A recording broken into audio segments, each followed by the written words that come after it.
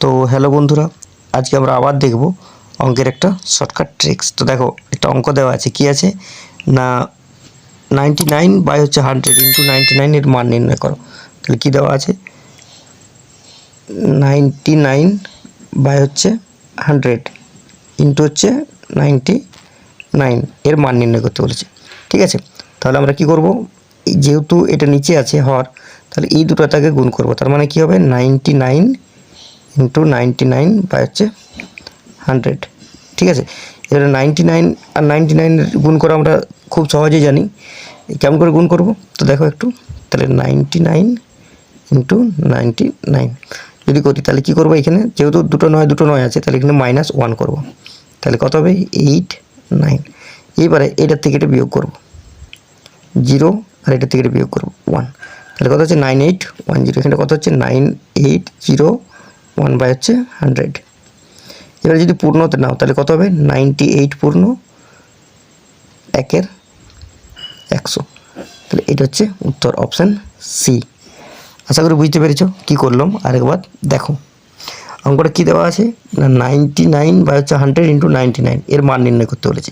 ঠিক আছে, তাহলে আমরা কি জানি, যে যেহেতু হর লব উপরে আছে, তাহলে লব ইন্টু লব হবে। তাহলে 99 ইন্টু 99 বাই 100। এবারে 99 দিয়ে গুণ করা খুবই ইজি। তাহলে 99 দিয়ে যদি গুণ করি, তাহলে দুটোই যদি নয় থাকে, তাহলে প্রথমে যেটা থাকে বাঁ দিকে, সেটা থেকে 1 কম করলাম, কত 98। এই 98কে আবার 99 থেকে বিয়োগ করলাম, যেহেতু নয়গুলো একই আছে।